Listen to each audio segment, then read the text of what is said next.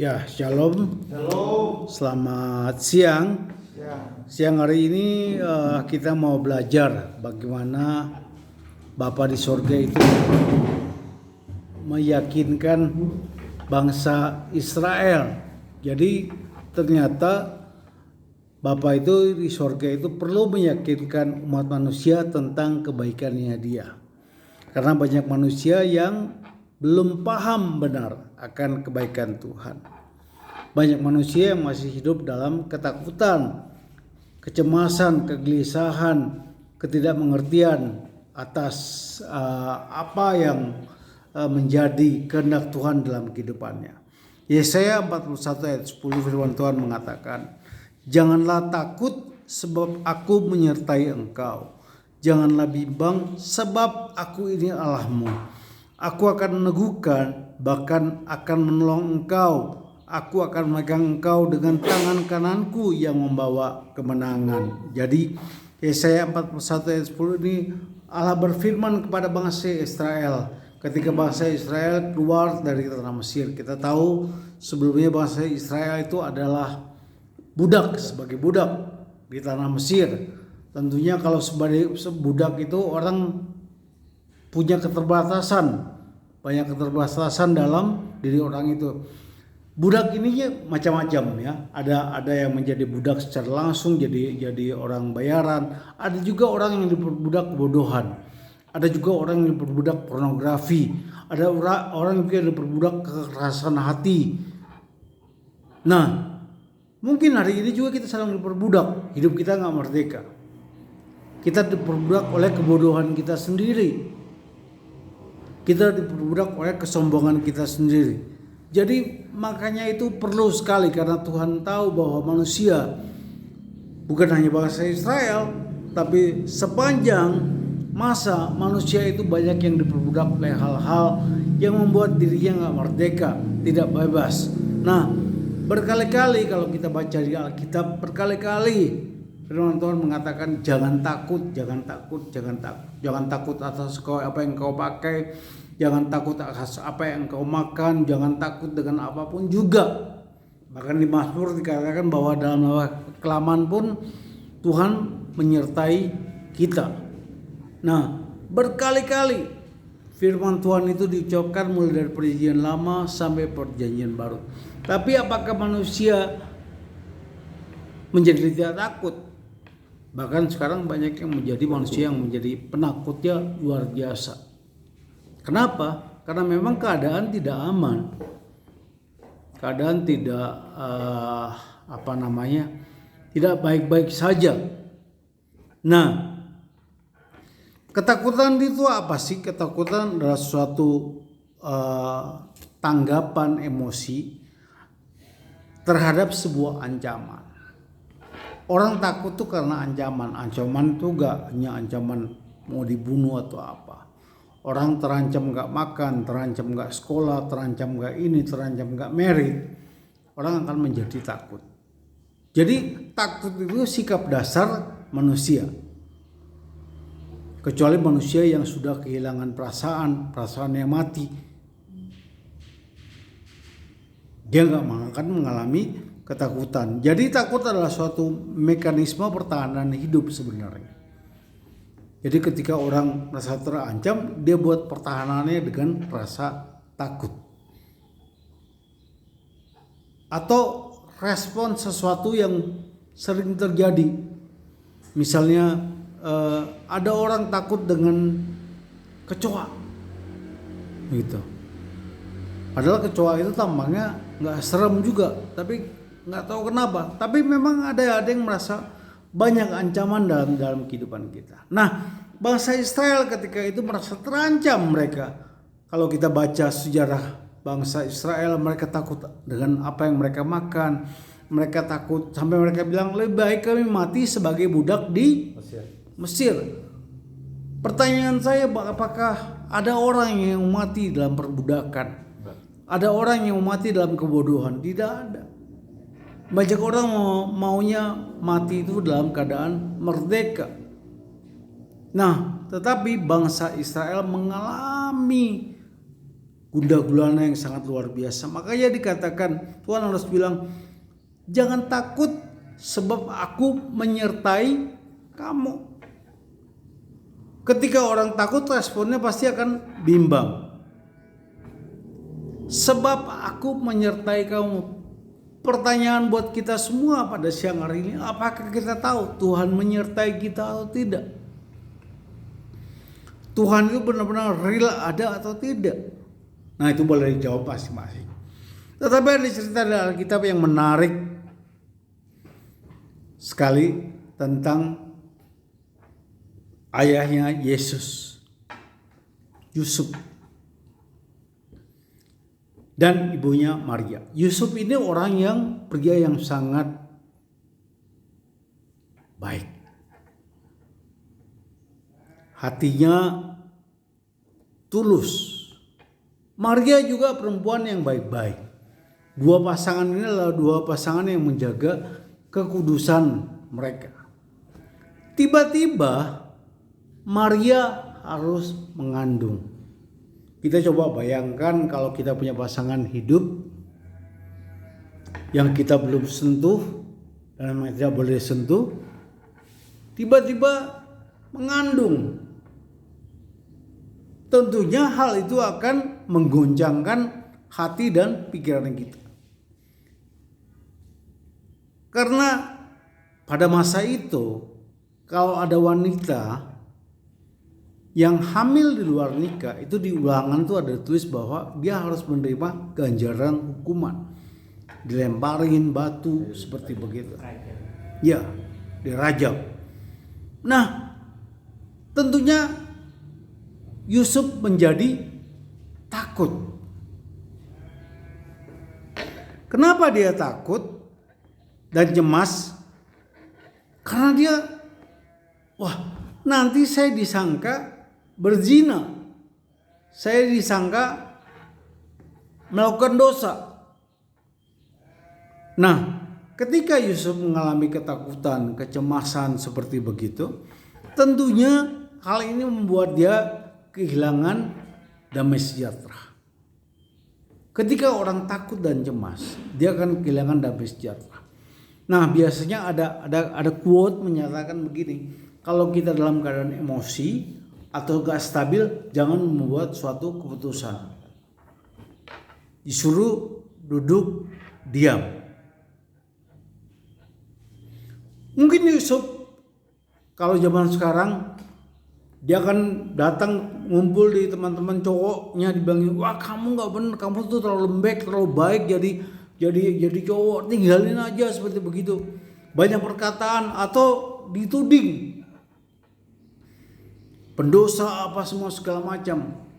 Banyak penghakiman mungkin yang dia terima pada saat itu. Jadi dia takut, dia cemas.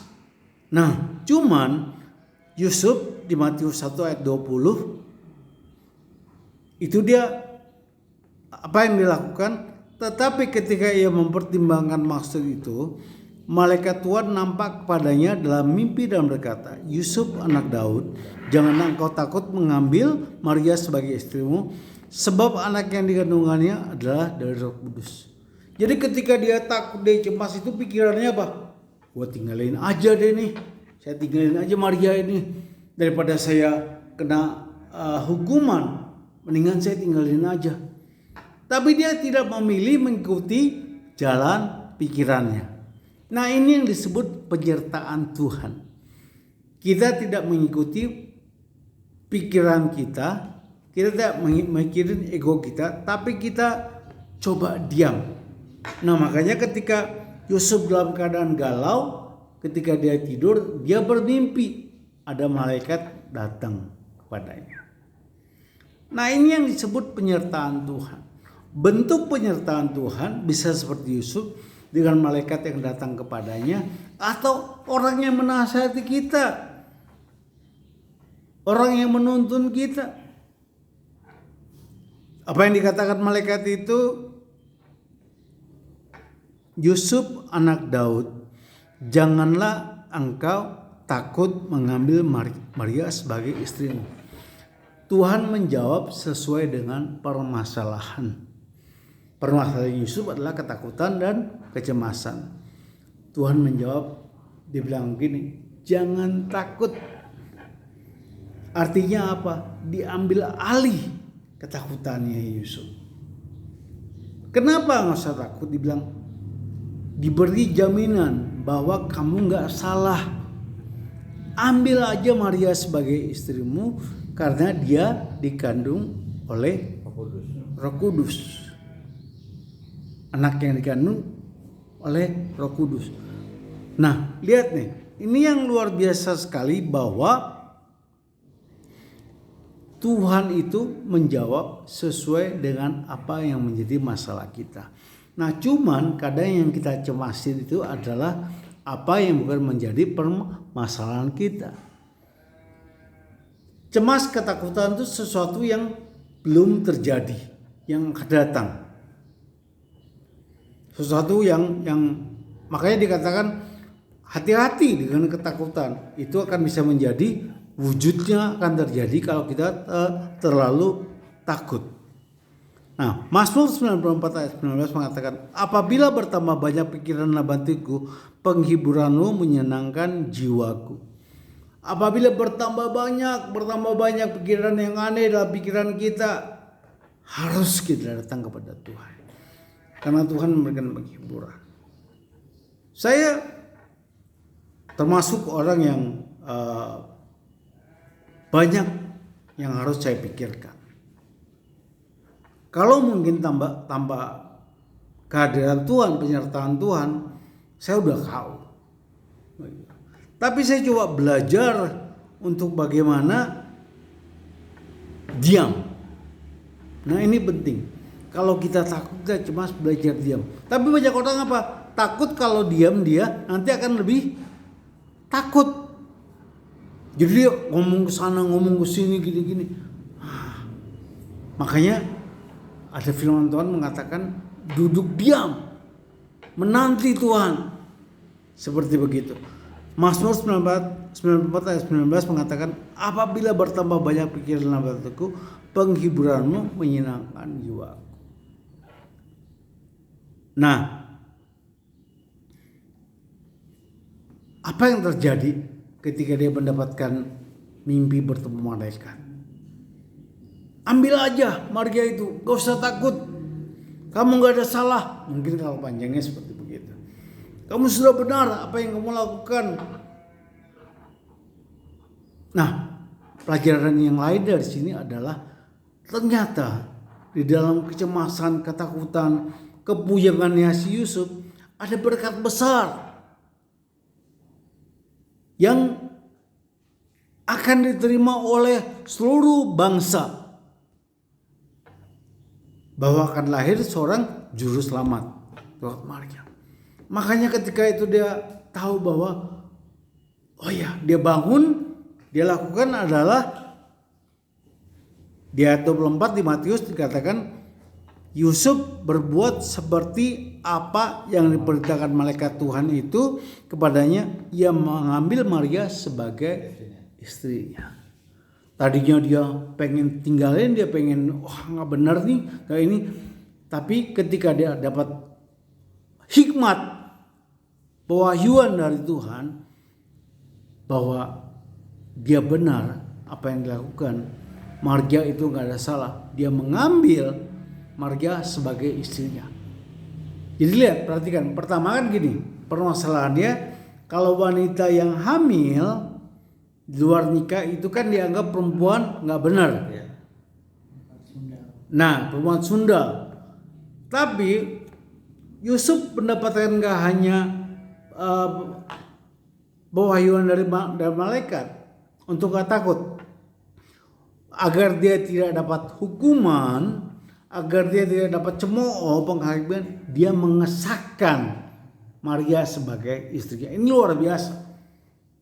Saya baca ini, ya. Jadi penyertaan Tuhan, makanya Tuhan bilang jangan takut, jangan bimbang, aku ini Allahmu. Tuhan itu menjawab semua pergumulan dengan komplit. Tadi kita nyanyi, di saat badai bergelora, aku akan terbang bersamamu. Saudara bisa bayangkan enggak? di saat badai, biasanya pesawat berani terbang nggak? Enggak. Burung nggak ada yang terbang, tapi di saat badai kita terbang. Itulah besarnya Tuhan kita. Jadi lagu tadi itu bukan hanya sekedar oh ya gitu, tapi coba kita merenung, di saat badai bergelora, ku akan terbang bersamamu. Waduh, badai loh. Orang badai itu ngumpet di bawah tanah, tapi ini terbang. Betapa begitu luar biasa Tuhan kita, Tuhan yang kita sembah, Bapa yang kita sembah. Makanya dia mengatakan, sekali lagi saya bacakan, janganlah takut sebab aku menyertai engkau, janganlah bimbang sebab ini aku ini Allahmu. Aku akan meneguhkan itu menguatkan. Dalam bahasa Ibrani amets, artinya apa? Kekuatan, dibentengi. Aku akan membentengi engkau. Aku akan menjaga engkau. Itulah hebatnya Tuhan. Tapi kalau kita gak mengenal Tuhan kita, Yusuf karena dia mengenal Tuhan, dia bisa sabar menjalani pergumulannya. Itu gak gampang loh.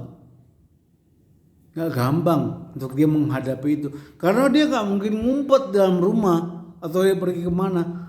Setelah disahkan baru dia pergi dengan Maria. Saudara dikasih Tuhan, dengar baik-baik. Tuhan itu bekerja bukan hanya dengan kata, tapi dengan tindakan.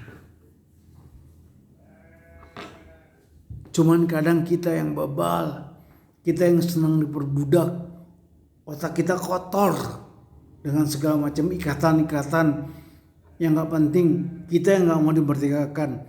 Mazmur 17 ayat 7 mengatakan, tunjukkanlah kasih setiamu yang ajaib, ya engkau yang menyelamatkan orang-orang yang berlindung pada tangan kananmu terhadap pemberontak. Berlindung bukan berarti kehidupan kita tanpa masalah, tapi ketika ada masalah, itu yang disebut ku akan terbang bersamamu di saat badai.